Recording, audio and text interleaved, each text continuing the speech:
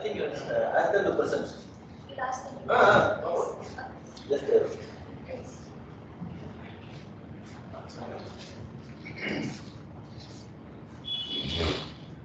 Mr. Town Kumar.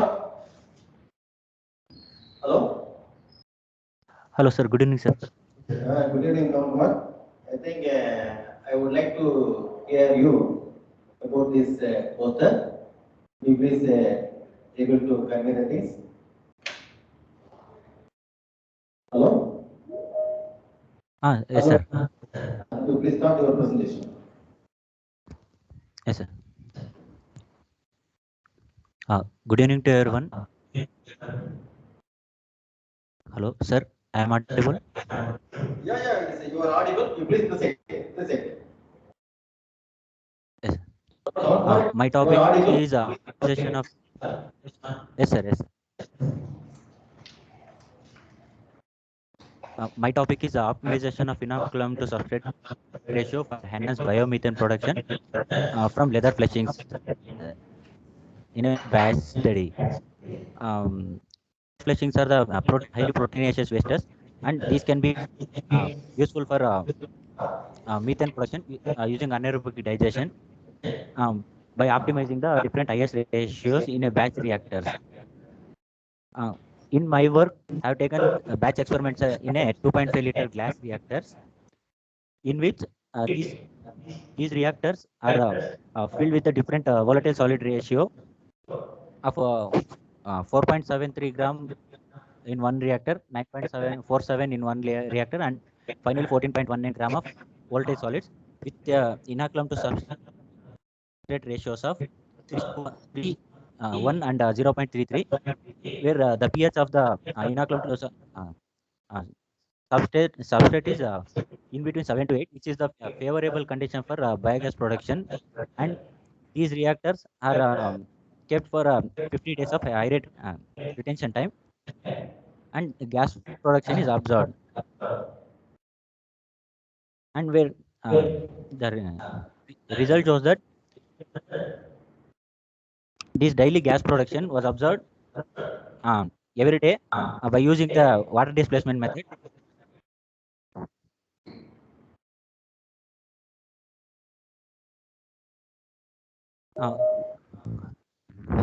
Hello, sir.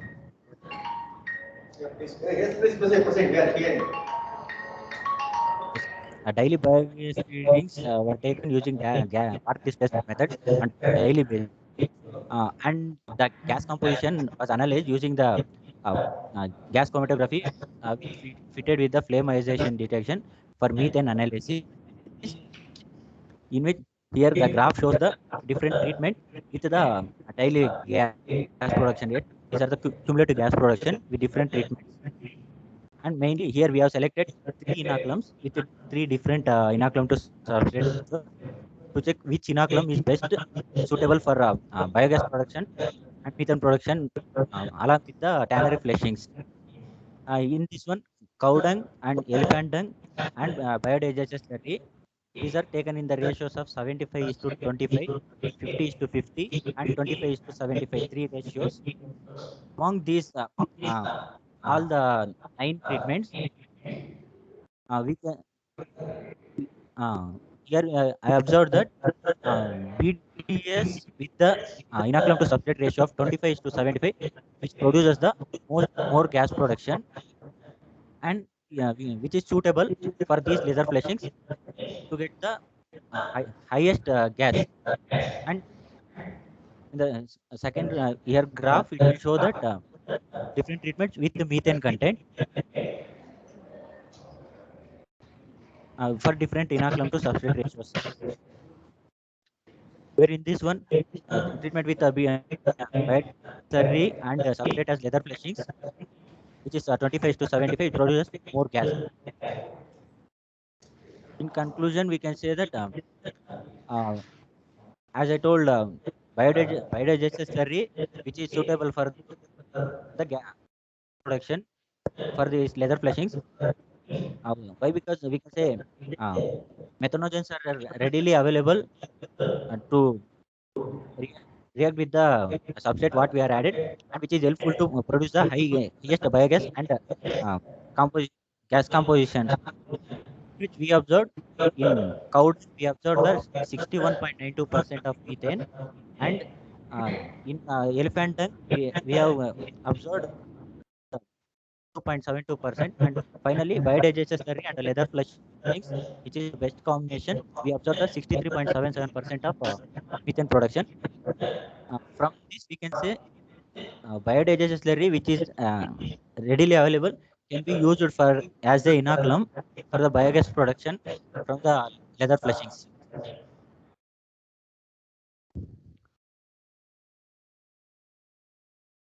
Hello, sir. On Kumar? Yes, sir. Yes. Okay. So we could understand the thing, but why leather flushing alone, it is not suitable for the biogas? Sir, leather flushings alone highly proteinous waste, sir. Once when we use separate inoculum along with the treatment, it will enhance the process of our biogas production, sir. No, the leather flushing, what is the major biocomposition which is available for making the biogas? If it is not suitable, then why we have to go for that actually? Sir, I didn't get that question. Leather flushing, in that Yes, what sir. are the major components responsible for making the biogas? Is it avoidable with leather flushing or not? Sir, within the leather flushings, only less quantity is leather flushings alone is not possible to produce more gas, sir. Only minimum gas we observed in that only standard, sir. Where you So tried to this enhance one? the gas production, yes, sir. Where you tried this experiment? Yes, sir. First we tried with our own leather flushings alone. We tried for gas production, sir. Then we have gone through the different inoculum to substrate ratios to enhance the gas production. We observed very minimum gas production with the leather flushings alone. Okay. Mr. Kavan, hello? Sir, Could yes, you sir. please tell us the genesis of this leather flushing? Where you got this? Why you are selected this topic? What is the justification? Sir, actually, these leather flushings are collected from the EKM leather processing company, sir, from E-Road. Because these leather flushings are the more proteinaceous waste, sir, and these are the uh, yeah, having more potential to produce the biogas, sir. Okay. Compared to lignocellulose wastes, we can get more biogas from these leather flushings. For that purpose, I have selected this as a feedstock. For example, it got that up to 49 days you will be able to get it. Am I Sir? correct? Up to 45th day onwards, they are getting maximum gas production. Yes, sir. Why it is like that? Sir, once after um, it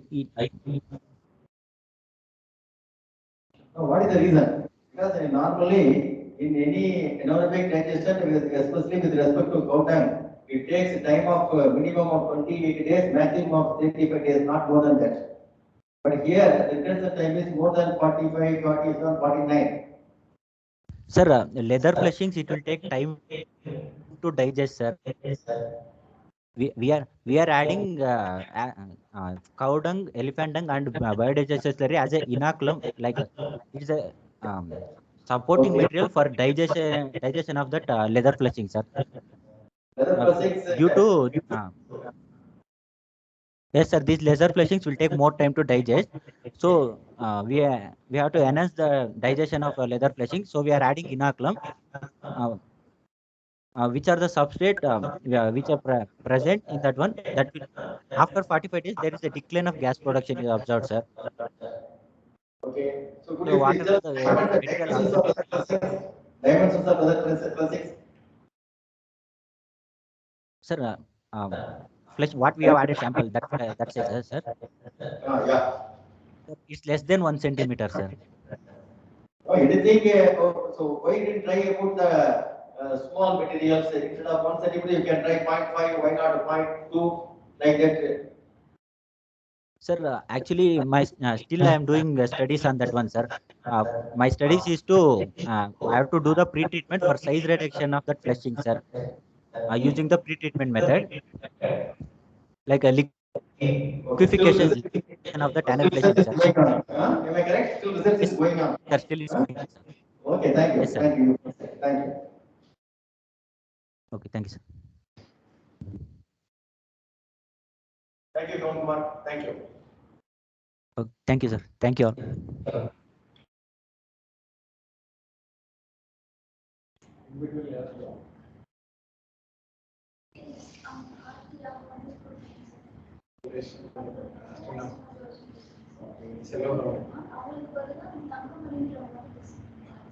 Is a teaching is that, ma?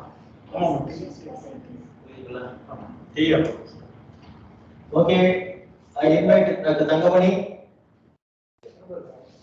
Hello? Sir, good Hello? evening, sir. Sir, I'm audible, sir. Yeah, it's audible, ma. Now you please start your presentation about the poster which you are going to present, please. Sir, okay, sir. Thank you, sir. So, good evening to all. My topic is drought monitoring using standardized precipitation index. As we all know, drought is the most important phenomena. It's the absence of or lack of rainfall. It affects more people and causing significant damage both in natural environment and human life. Generally, the droughts are classified into four classifications. The most important one is meteorological drought, that is due to lack of rainfall. Drought monitoring it consists of numerous indicators that is based on the rainfall that was already developed. So in this study, we were followed the SP index, that is standardized precipitation index, that is used to monitor the drought in Tirupur. In the study, the monthly rainfall data, that is from 1981 to 2019, that is collected from IMT Taramani, and that was used for the analysis. And the the standardized precipitation index, was calculated by using the agency software, that is drought indices calculator. It is an open source software. By using the software, we have calculated the SPA index. And the SPA index, the value is positive if the rainfall is in even in wet conditions. If it is negative, means then it's in dry conditions. So from the analysis, it shows that 70% of events recorded are mild wet and dry conditions. Then extreme dry, severe weather, that is extreme events, that is having a probability of 2.63%. From the bark and whisk sort of solvent SPA values, the minimum value, that is minimum SPA value is 2.10, and the maximum value is 2.88. For the extreme events, if it is greater than 2, that is extreme events. So the conclusion is the extreme and dry conditions at a probability of 0.63%. That shows the occurrence of drought is less than with the existing rainfall patterns. But drought is a complex phenomena. It is difficult to predict accurately. Conjective use of groundwater and surface water, then the effective management, that is rainwater harvesting structures, that is are necessary to manage the drought event as well as to manage the water resources. Thank you, sir. Dr. Tangamani, could you please tell me why you have selected this Tirupur? So Tirupur, it's the most importantly, it is industrialized as well as agriculture area, sir. The most issued area, that is Kottpalayam Dam, then as well as groundwater resources, pollutions, and also that's why we selected the Tirupur area, sir. How it is rainfall events are occurring to study the drought effects and also. I think Tirupur, I think more than 40% or 50% area is irrigated by PAP. Yes, And some part is made by a lake. Huh? Kangayam is yearly once or twice in year, and like that it's irrigating, sir, from PAP. Only that Uttamalpet and all it's irrigated twice in a year, sir. But that Kangayam regions and all it's irrigated once in a year or twice in a year, like that, sir.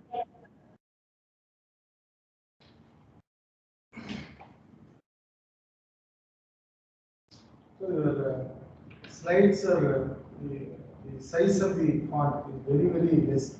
We are unable to Sorry. post the Sorry.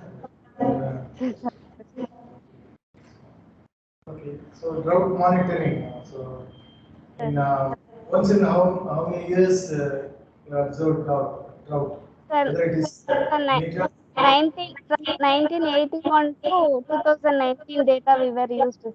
27 years were recorded as mild, wet, and dry conditions, sir.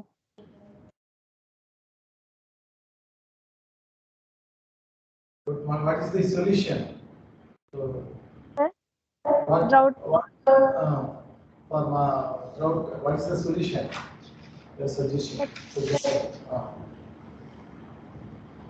The conjunctive use of water, sir. I suggest conjunctive use of water. That is both surface water as well as groundwater. Surface water. What is the availability of surface water in Tirupur? Sir, PAP as well as Noyal River, sir. Noyal basin. What about groundwater availability? Sir, I couldn't get the Yeah, your voice also breaking. So, what about the groundwater availability in Tirupur? Sir, I forgot, sir. Actually, I know the data, but I forgot the groundwater will be. I think it's in semi-critical stage, sir. Okay. Groundwater development. Okay, thank you.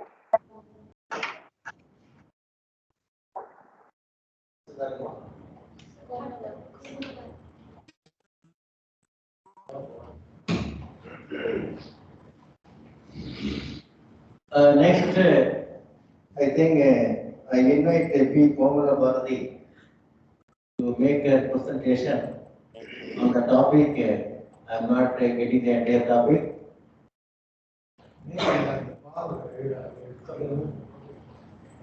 So, what is the title of the poster?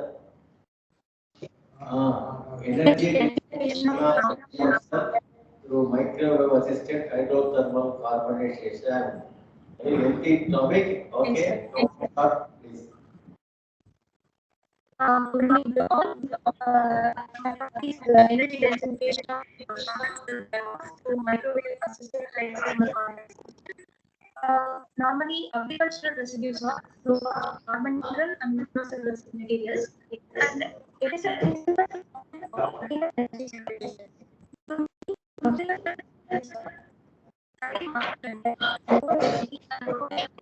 These are the major drawbacks of agricultural.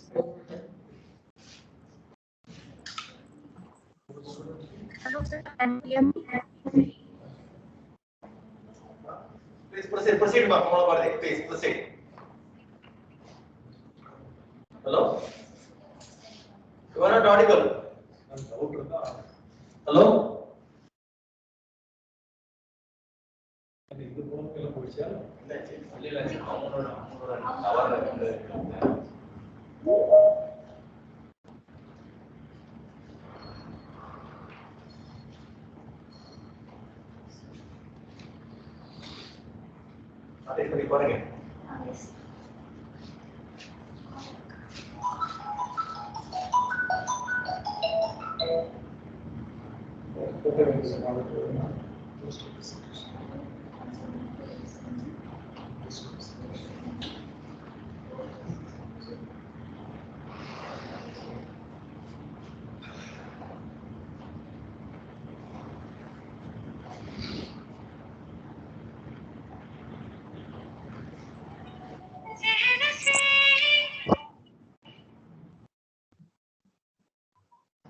Hello. Am I audible, sir? Audible, please go ahead. Go ahead. Okay, sir. The microwave-assisted hydrothermal carbonization is an efficient process to handle the wet biomass and produces energy-intensive hydrochar. The produced hydrochar will have much improved carbon and energy content compared to the raw biomass. Also, it will produce in a shorter duration under mild temperature conditions. Normally, hydrothermal carbonization is a process to produce char-like material from the wet waste, which contains biomass with water, and it will convert into hydrochar at 180 to 250 degrees Celsius temperature and at auto-generated pressure. In my study, the groundnut shell biomass was selected because it has a lower density and it doesn't require much energy to pulverize. And the powdered biomass mixed with water, the 1 gram of groundnut shell with 20 ml of water is hydrothermally taken in reactor at 180 and 200 and 220 degrees Celsius at 20 minutes residence time. The effect of temperature and the properties of hydrochar was studied. Normally, the produced hydrochars have much improved energy value from 180 degree to 220 degrees Celsius. The yield of the groundnut shell hydrochar produced is 61.84% for hydrochar produced at 180 degrees Celsius and 20 minutes. The yield goes on decreasing while increasing the temperature. This is because at 180 degrees Celsius, the main component present in groundnut shell biomass is hemicellulose, cellulose, and lignin. And at 180 degrees Celsius temperature, hemicellulose starts degrading completely, and cellulose and lignin remains stable. So the complete degradation of cellulose gives the 61.84% yield. By goes on increasing the temperature, the yield gets decreased because the cellulose also gets reacted in the medium, and the yield gets decreased. For 220 degrees Celsius, partial degradation of lignin also occurs. This is the reason the yield gets decreased. While considering about the ash content, 3.1% ash content is present in the raw groundnut shell biomass. While hydrothermal carbonization, the ash content gradually decreasing. The reason, because the reason behind this reduction of ash content is the groundnut shell hydrochar is produced in a water medium. So during the production process, the inorganic metals present in the ash content gets leached into the water, and the ash content of the solid product gets decreased. This is one advantage when compared to biochar. In which biochar production ash content remains the same, gets increased relatively compared to the raw feedstock. While considering about the higher heating value, the raw groundnut shell contains 14.83 megajoule per kg. This higher heating value is much improved by converting raw groundnut shell into groundnut shell hydrochar. By increasing the temperature, the hydrochar energy value increased up to 17.15 megajoule per kg at 220 degrees Celsius, even with 20 minutes of residence time. This higher heating value is equal to the lignite higher heating value. This hydrothermal carbonization is also known as the artificial qualification, which we are mimicking the process of natural qualification in a closed atmosphere. So, in my study, I'm suggesting as the hydrochar can also be used for alternate solid like coal. By providing carbon to the station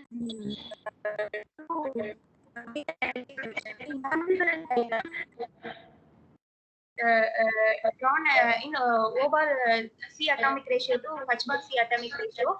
Here the both are in atomic content. Hydrogen oxygen and carbon.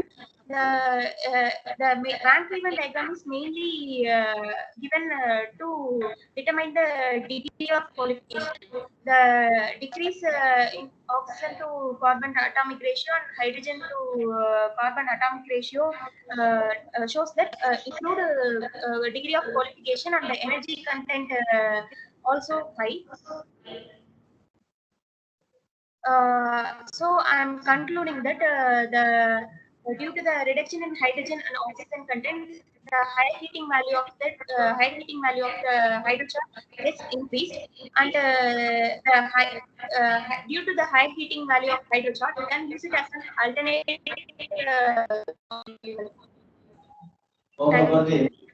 I am putting only one question. How much of energy you have used in this energy densification of ground cell? Hello, sir. Input energy, how much you have provided for this densification process? Sir, 1500 watts, sir, microwave oven.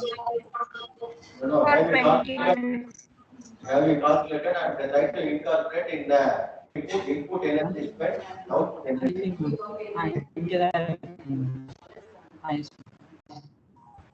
Thank you. Next. I actually I did.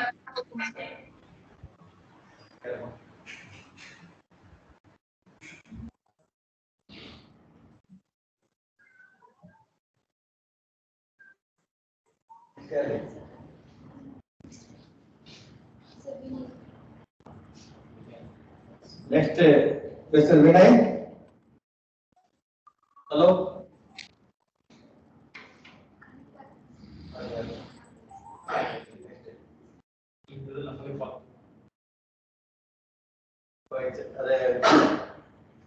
முன்னாடி போங்க விடைக்கு போங்க இது ஒன்றும் படிக்கிறீங்க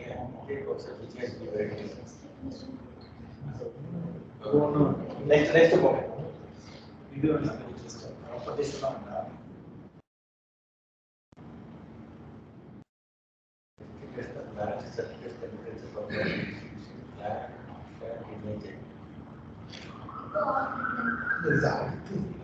அடுத்தது யார் present பண்றாங்களா அரவிந்தா mister P Aravind hello yes sir good evening sir 2 minutes time okay for presenting your poster only 2 minutes please okay sure sir good evening one and all present here my topic is estimation of LST for Coimbatore district. Why I choose Coimbatore district means due to the increased urbanization in these areas, it is hello. Proceed. Okay.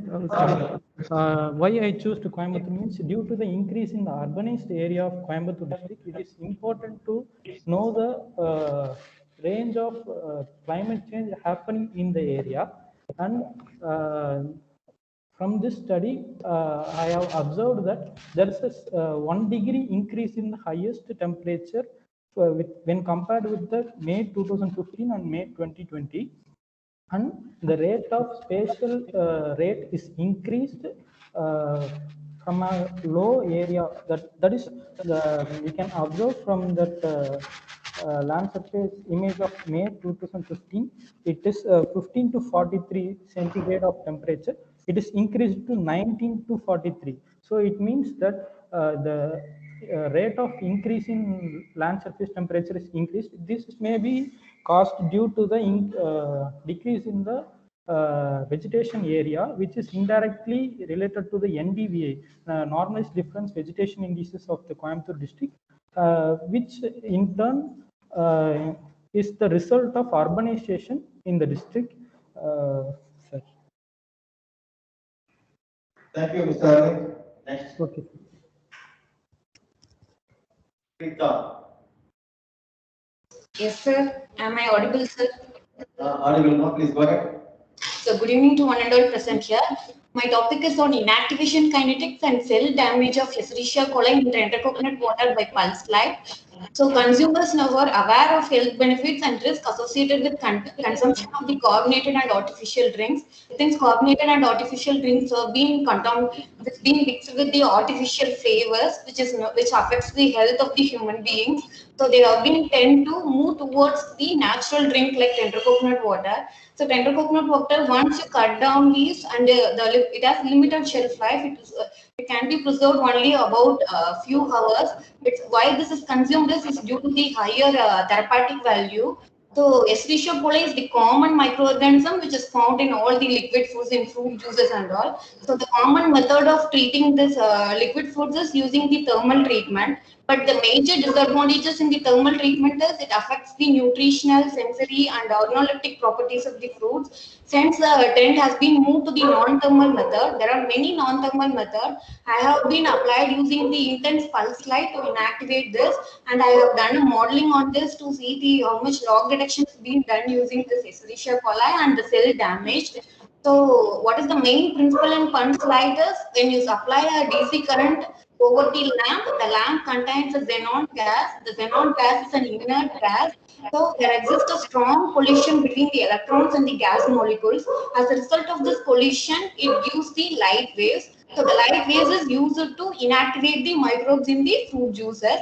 So initially the tender coconut water is inoculated with E. coli, known amount of E. coli, and is treated at different energy. That energy given are 9.6, 14.4 and 19.2. It's a different energy depending upon the samples depth of the sample and the sample which is being exposed to the light. So what the results I have obtained is the inactivation data. So mainly the food safety is the main important in all foods. So I have concerned on the microbial inactivation. So the inactivation data which is obtained at different fluency rate have been fitted with the non-linear models like Weibull, bibasic and log linear plus tail model.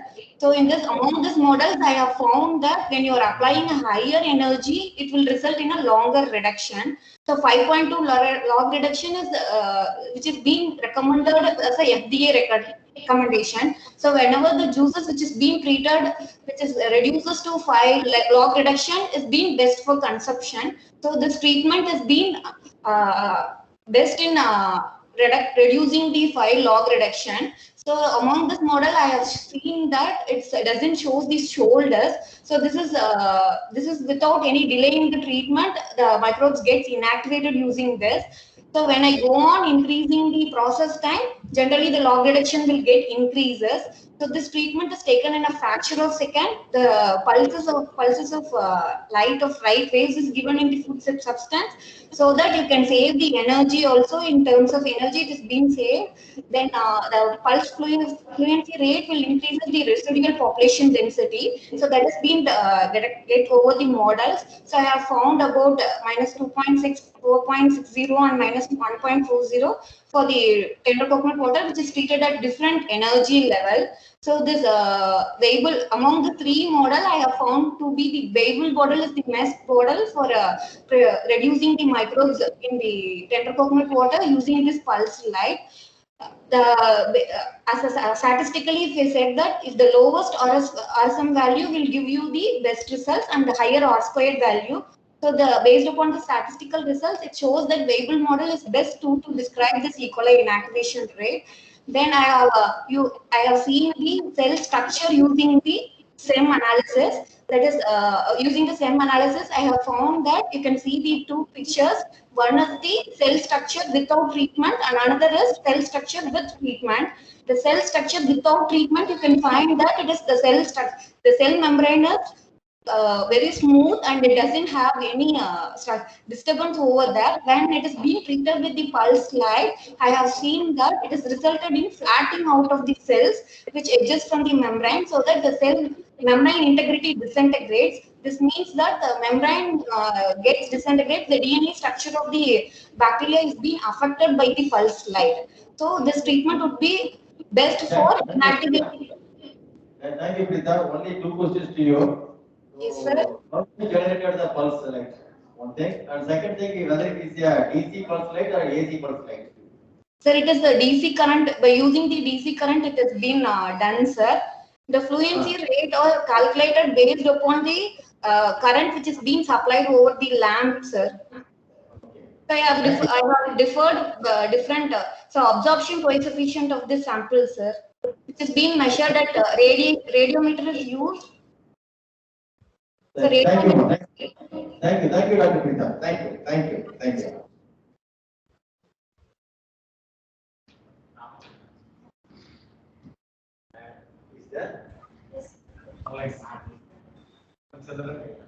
Sir, good evening, sir. Good evening, Ramchandran. Yes, sir. Could you please tell about your poster in a short period of time, 2 to 3 minutes, not more than that. Sure, sir. Yes, sir. Hello. Yes, sir. So my study is on estimating the land surface temperature for a Lalgudi block, which is located in Trichy district. So to estimate this land surface temperature, the Landsat 8 satellite, which is the latest satellite product, is used. So it will be having different bands in which the thermal band is used for my study, band 10. So from that thermal band, uh, first the NDVI and surface emissivity are estimated, and this surface temperature is estimated as a function of this surface emissivity and brightness temperature. This is which is obtained from the Landsat 8 image. So some salient findings from this study is, so the land surface temperature was very high in the southern part of Lalgudi block. So the southern part of Lalgudi block, it is having the Kollirun river bed. So we can see the difference also, where the water is stagnated, those areas the land surface temperature was lesser. Where there is the sand bed, that when that is directly exported to the sunlight, the land surface temperature was higher. Then in the vegetation areas like Brasopis, so that those areas also it was recorded a very high temperature. Then three crops I have seen. One in paddy. So paddy and sugarcane, the temperature was in 23 to 25 degrees Celsius. And the last thing was in the banana, the initial stage of banana plantation. In that place, it was recorded around some 20. It is around 26 or 25 to 27 degrees Celsius. So because of the soil also it is exposed to the sunlight. So the place where the initial stage of banana, it is having a higher temperature compared to the paddy and sugarcane areas. So the conclusion part I can say is this kind of study will be very useful for understanding the plant surface temperature, and this can be projected to estimate the evapotranspiration of the crops. Then we can find the water requirement for the crops also. For a planning study, like for the entire block level study and district level study and all, we can use this LST parameter. And when it is done for a district level, we can even study the urbanization, heat effects due to the urbanization also. So because in those areas, the temperature will be recorded high due to the density of population and the building as well as. Thank you, sir. So you have mentioned about the in vegetation area also you have recorded a higher temperature. No? Yes, sir. Why? Sir, In, that, sir, actually, sir, in cropped areas where paddy, sugarcane, and all it is there, in those places it is in the optimum range, 23 to 25 degrees Celsius. But in case of Brasopis, no, sir, Brasopis, it is a place where the area is dry. And also in coconut plantations also, the land surface temperature is higher compared to this like paddy and paddy sugarcane, because those places will be continuously irrigating, and that water which is present over there, it is just reducing the temperature. But whereas in Prosopis, there won't be any water. The area will not be wet, sir. It is a dry area. So the temperature recorded is high. you have mentioned about the computation of evapotranspiration. Yes, sir. Which model you can use? Sir, we can use surface energy balance model, sir. Actually, this LST is also a part of the, it is a one step of surface energy balance model, Siebel model, sir. So I have in my PhD work, I have carried out that Siebel model also. and I have estimated the spatial variation of evapotranspiration, so in our study area. So with that, the crop coefficient I have estimated, then crop water requirement, then water footprint was also estimated, sir. So it is one part of that is presented here.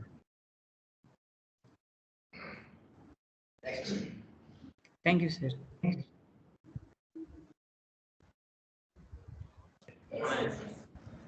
Dr. Deepa? Sir, good evening, sir. Good evening, ma. Only 2 to 3 minutes, ma. Okay, sir. So, good evening, everyone. So, my topic of talk is about the optimization of process parameters on production of wine from sapota fruits. So, as we all know, India is the major producer and exporter of sapota fruits. Since it is highly perishable, so we need to preserve those sapota fruits to reduce the post-harvest losses. There were so many methods available in preserving these sapota fruits. But whereas so many products were also available, like dehydrated products and some powders, milkshakes, so many products were available. So we have tried to produce a fermented product, fruit wine, that is sapota wine, to reduce the post-harvest losses. So since the energy consumed for fermentation is very less, we tried with this method. So we have taken the sapota fruits and we washed and we have peeled those sapota fruits, and then it was split into two halves, and we followed two methods, that is by pressing and then by pulping. So in those two ways we have extracted the juice from the sapota. Then we have undergone pasteurization to destroy the enzymes and microorganisms to inactivate.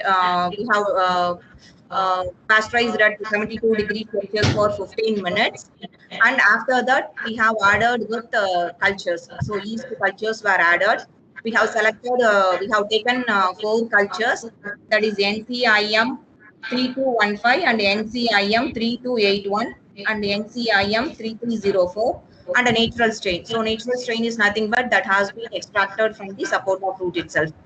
So these cultures, that is NCIM, denotes the National Culture of Industrial Microorganisms procured from Mumbai. And these 4 cultures were used to do the fermentation process. And fermentation was carried out at 25 degrees Celsius for 25 days. And we have noted the some physicochemical properties like pH, PSS, and titratable acidity, dissolved oxygen, and all. Then after fermentation, we have optimized some parameters, and with that parameters, we have carried the aging process. So aging is kept under different conditions, that is under room temperature and refrigerator temperature. So for 60 days, and we also evaluated the physicochemical properties of the sapota wine. So coming to the results, that is a fermentation study. We have taken, already said that we have taken two juices from by pressing and by pulping. So in that you can see it in the table. That is the pressed juice has a good physicochemical properties. That is, it retains the it has a higher alcohol content and less acid content and has a high pH. So pressed juice using NCIM 3004 strain has been selected. So that it has that has to be found to be very good during fermentation process. Then during for fermentation we used a fermenter. Then in the fermenter we maintain the aeration rate of 1.5 liters per minute, and we have agitated it for a particular period of time. For example, for 15 minutes intervals, we have done the agitations. And then we have finalized the pressed juice with NCIM 3004 strain found to be good after fermentation of 25 days. And that treated juice, pressed juice has been taken for aging. The optimized juice is preserved under 2 conditions, that is under room temperature and refrigerated condition. Here we have checked the physicochemical properties for periodic intervals of 20, 40, and 60. And we finally found that under refrigerated condition of 60 days, refrigerator condition has to be found to be good with increase increase in alcohol content of about 13.3%, and with slighter change in the color values like L, A, and B. Whereas the room temperatures preserved Sapota wine found to be there is a degradation in the color with respect to light oxidation. There is a degradation in the color. So to conclude that Sapota wine prepared from the pressed juice after using NCIM 3304 yeast strain under refrigerated condition at an aging period of 60 days has a good physicochemical properties and also as well as organoleptical properties. Thank you, sir. Adiba? Sir? I think it is good. So normally how Sapota wine is prepared? So normally they will be pulping, they will be doing the pulping. Usually by pulping only they will be extracting the juice. Here we tried with pressing also. So pressing produces gives a clear extract. So the juices by pressing found to be doesn't have sediments. So that have a good physicochemical qualities.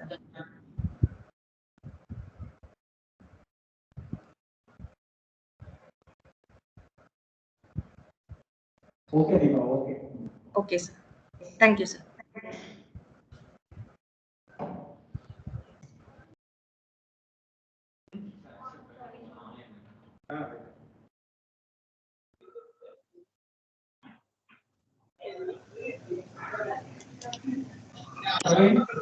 Yes, sir. You can start your presentation. Thank you, sir. 10 minutes, yeah. Okay, sir. 10 minutes, accordingly you present. Okay, sir. My topic is on activated carbon production from maize cob using zinc chloride as an activating agent to study the effect of activation sequence. Activated carbon is highly a porous carbonaceous material which is used as an absorbent for gas separation and purification. Thus, here we have studied the effect of activation sequence on chemical activation method, that is one-step chemical activation and two-step chemical activation method. In case of one-step chemical activation, the maize is directly impregnated with zinc chloride and it is activated at 600 degrees Celsius 1 hour time.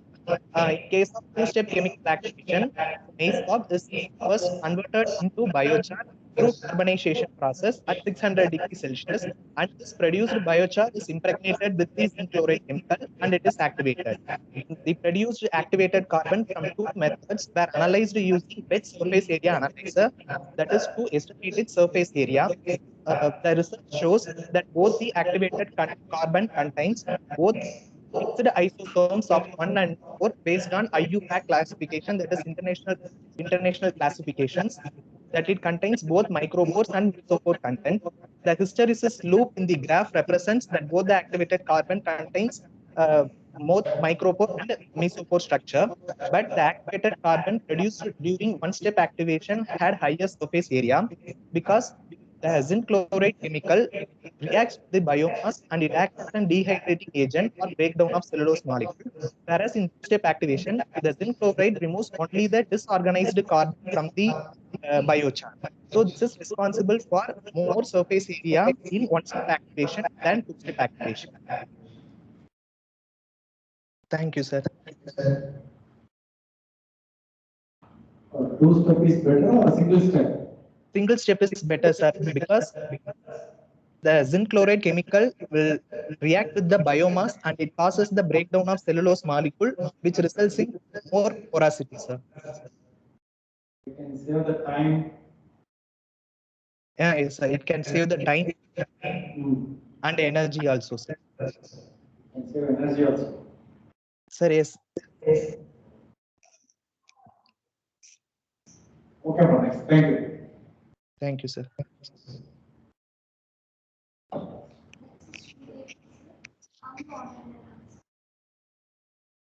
Sridevi.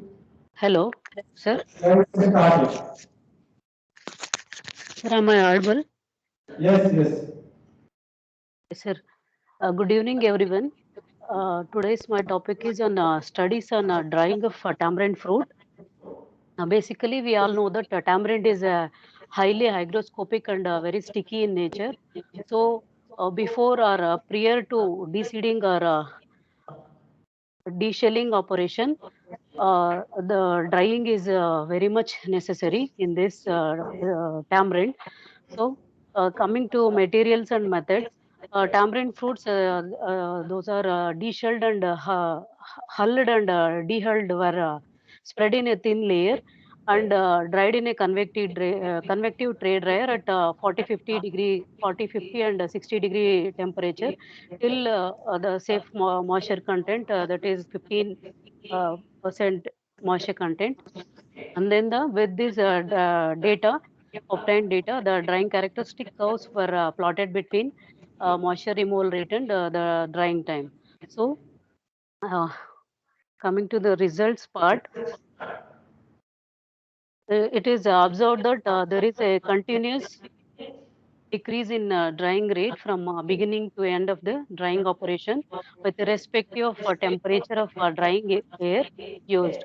When 60 degrees hot air is used, the drying of dehulled tamarind recorded highest drying rate and also the highest moisture removal rate, which is followed by 50 and 40 degrees centigrade. And the similar trend was observed in hulled tamarind, whereas in 60 degrees centigrade, it takes around 4 to 5 hours for drying, whereas for 50 and 60, it will take around 30 to 16 to 30 hours for drying. So it is concluded that the mechanical drying of dehulled and hulled tamarind at 60 degrees had a higher moisture removal rate, followed by mechanical drying at 50, followed by 40 degrees centigrade. And it is also observed that the drying of tamarind occurred in the following rate period. And according to my study, I can conclude like mechanical dehumidified drying is better than the mechanical drying because we can take out the moisture which is in the air, and it is to be done prior to the deseeding operation to get good deseeding efficiency. Thank you. Thank you, Devi. Is there Hello, any sir. color retention? Is there any color retention at what temperature? Why? Hello? Hello?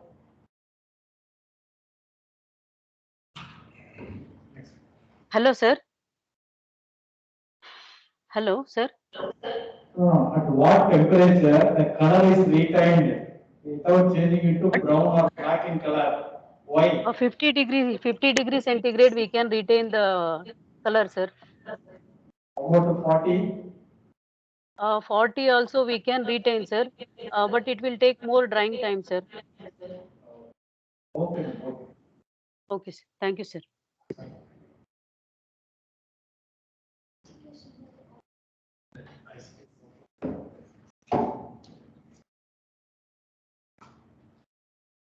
So, good evening to all.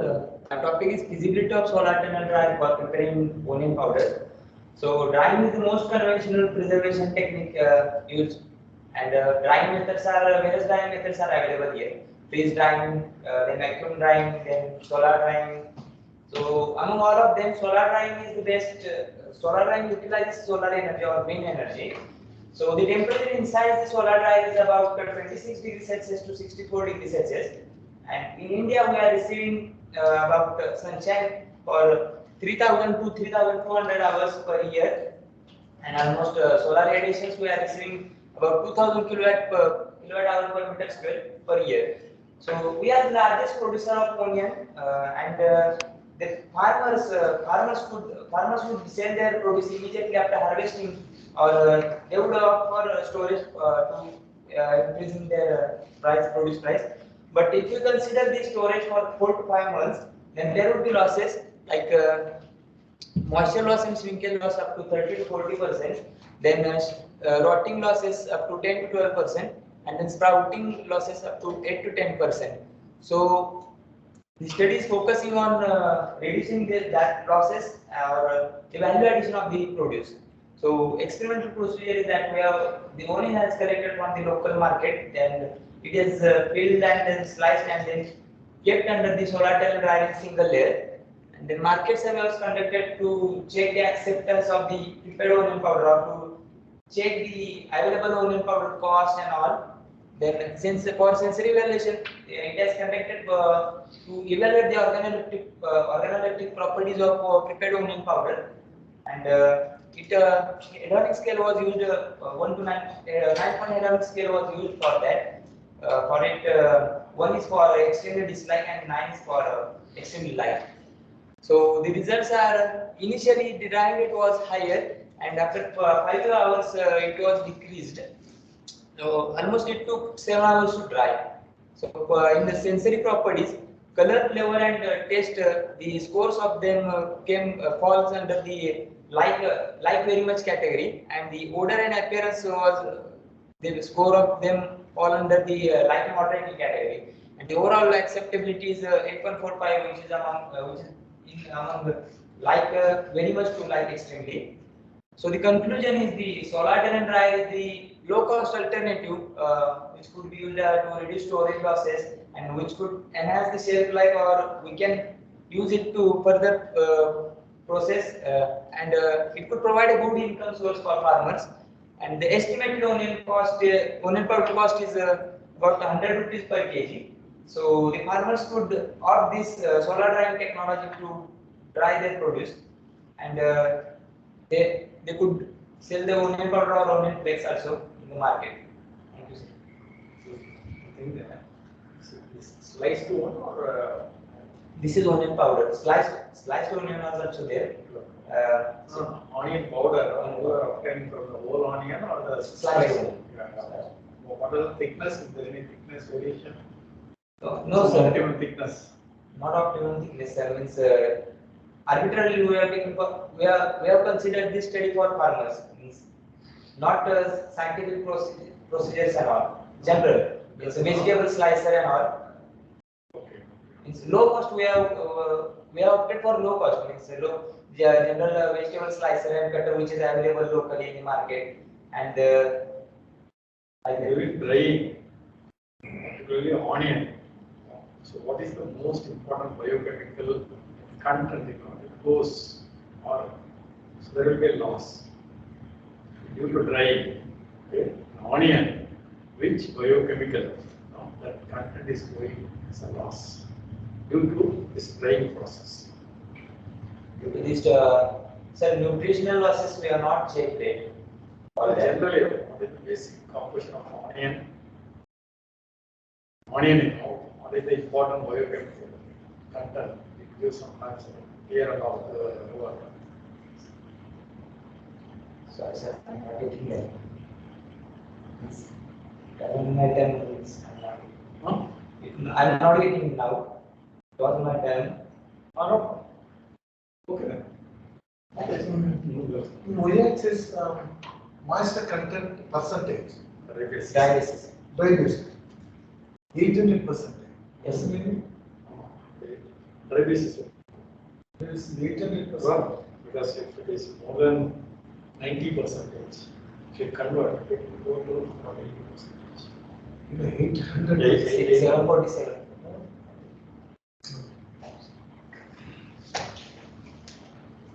Next.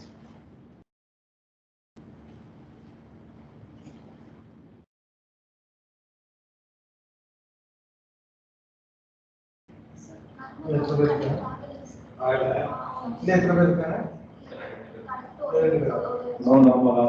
Okay. This is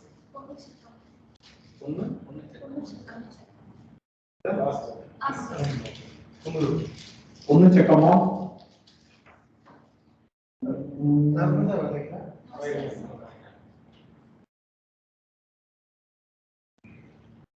One checkama. Hello, sir. Am I Yeah. audible, sir? Yes, please start. Yes, sir.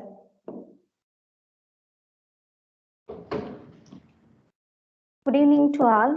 Myself, P. Panuja Kamal. I am studying MTech in Soil and Water Conservation Engineering.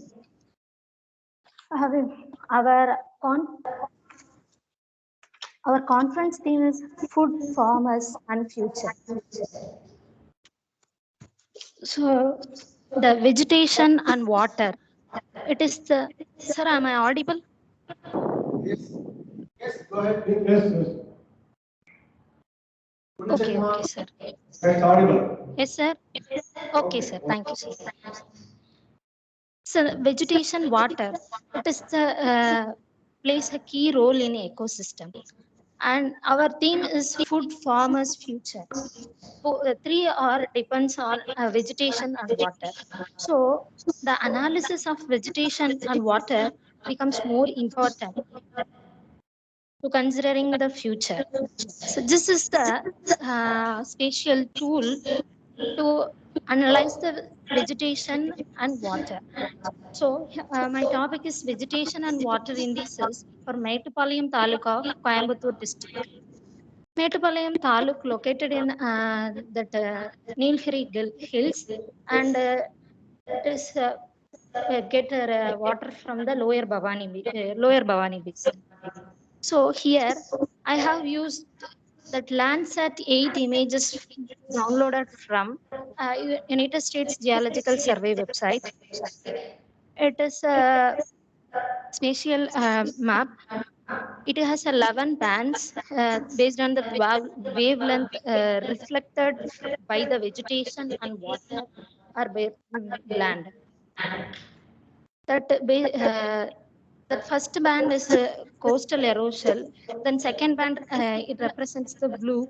3-band green. Like that, 11 bands are represented the different wavelengths.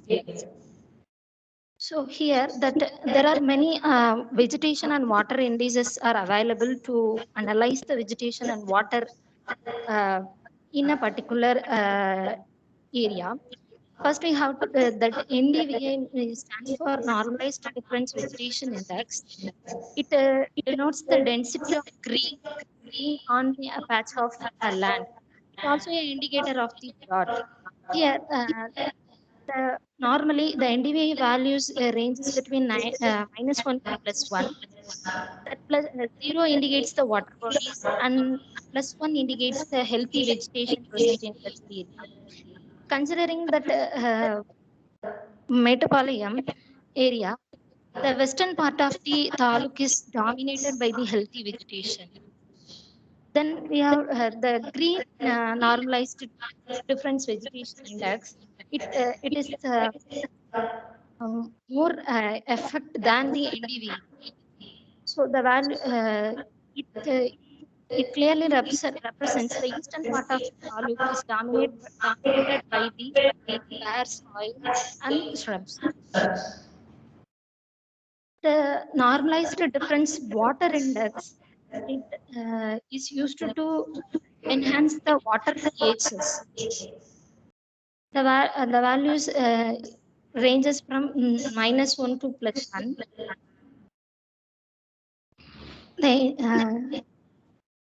The NDWI proves the high vegetation water index, water content in the northern area of the taluk.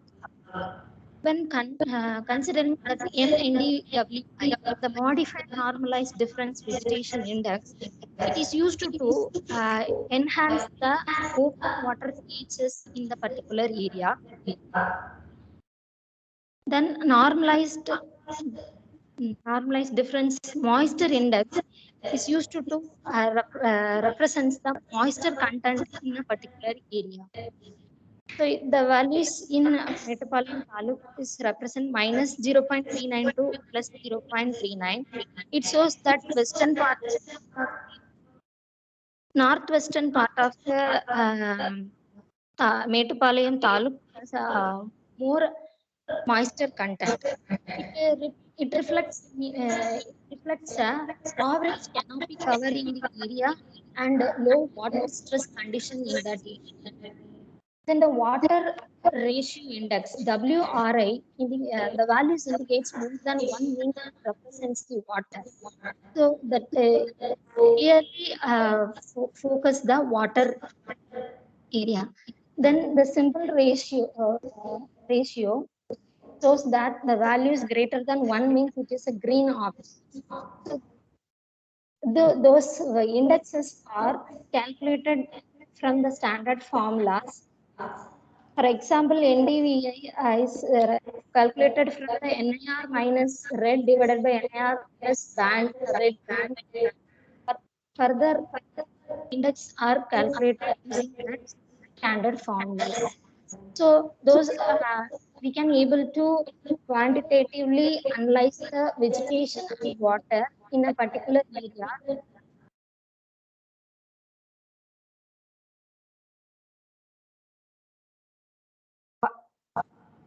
Resources management. So finally, those indexes can be used in a change reduction manner also.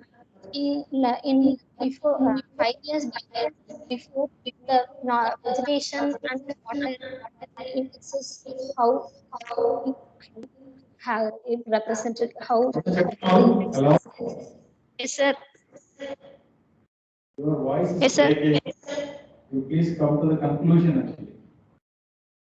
Yes sir. Okay sir. Now I'm audible sir. Yes, but after that it's breaking. I don't know why. Okay sir. Yes sir.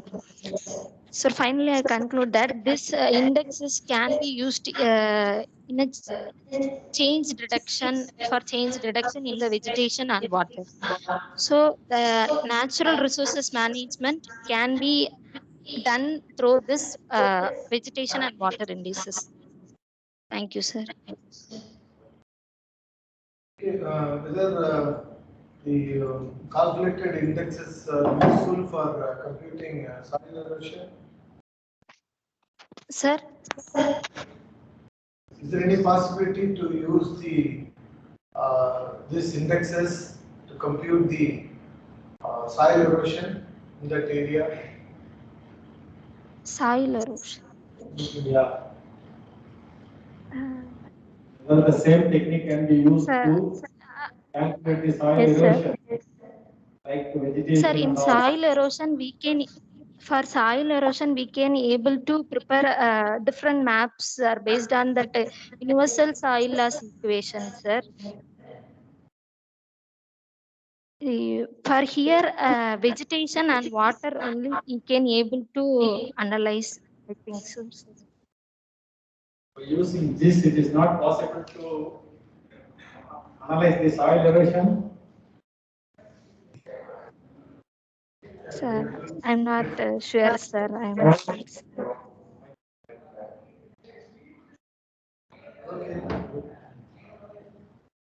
yes, sir. Thank you so much, sir. Thank you.